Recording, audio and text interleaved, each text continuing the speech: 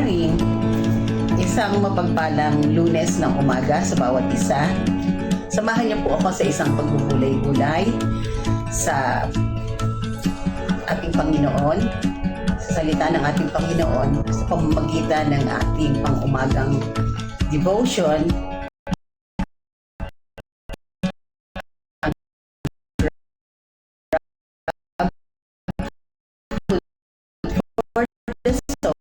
Our daily dose for the nourishment of our soul. Ang pagbubulay natin dala ay mula sa gawa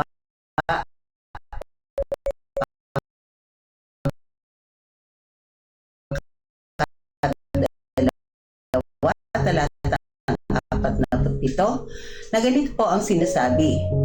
Nagpupuri sila sa Diyos at kinalulugdan sila ng lahat ng tao. At bawat araw ay dinaragdag sa kanila siya.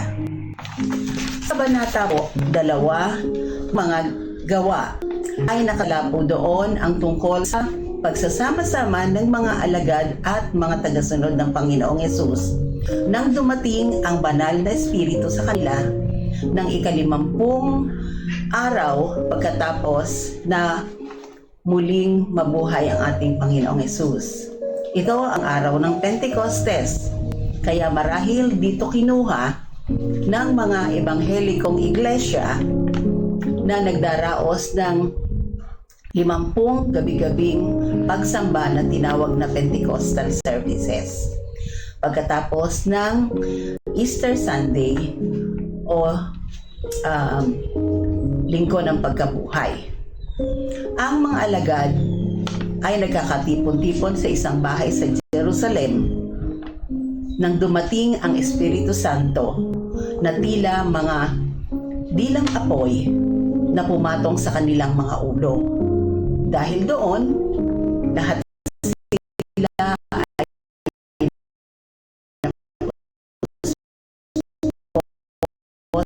ng Espiritu Santo.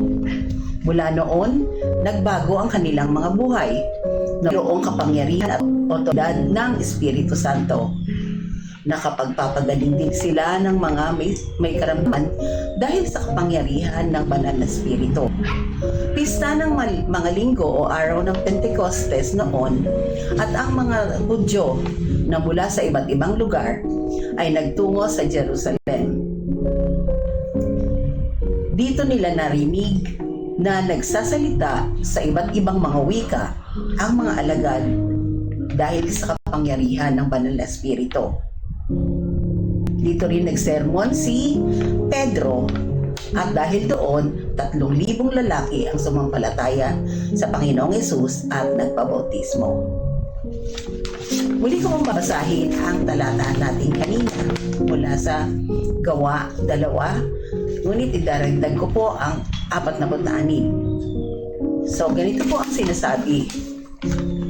Araw-araw sila'y nagkakatipon sa templo, nagpipira-pirason ng tinapay sa kanilang mga tahanan at nagsasalong masaya ang kalooban. Nagpupuri sila sa Diyos at kinalulugdan ng lahat ng mga tao. At bawat araw ay idinaragdag sa kanila ng Panginoon ang mga inililigtas. Wow! Take note. Bawat araw. May 365 days po ang sa bawat taon. Kaya kahit isa lamang ang madagdag bawat araw, that means 365 new members sa isang taon. Kung ganito ang mathematics, ang isang 10 taong iglesia ay dapat na mayroong 3,650 members. Ngunit ang nakakalungkot po, maraming iglesia dito sa atin ang hindi man lang umaabot sa 100 ang bilang ng mga kaanib. Nasa South Korea, ang may pinakamalaking church o biggest church in the world at mayroon itong 800,000 na mga members. Sino iglesia o simbahan ang hindi magnanais na magkaroon ng ganito karaming kaanib? Ang unang iglesia na natala po sa Gawa 2 ay naging mistulang powerful magnet na humigot ng mga taong nasa labas. People outside were drawn inside. At doon sa loob ng iglesia, binago ng Diyos ang kanilang mga buhay hanggang sa bawat isa ay maging disipulo ni Kristo na humanap ng iba pang mga ginawang disipulo. They disciples for Christ. Ngunit hindi sapat na ang isang miyembro ng iglesia ay manatili na lamang na miyembro.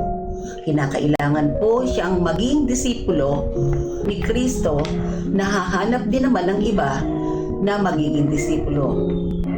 Kung nais ng iglesyang lumago, lumaki ang bilang, umunlad ang kaalamang espiritual ng bawat miyembro, maging matatag at masigla sa paglilingkod, kinakailangan pong makisangkot ang bawat miyembro sa programa nito.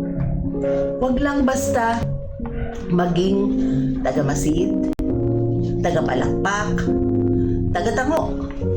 Get involved. Hingi natin ang kapangyarihan ng banal na espiritu para maging matapang tayo na magpahayag ng salita ng Diyos sa iba at makapagdisipulo rin, katulad ng ginawa noon ng mga unang disipulo, at maipamuhay ang salita ng Diyos.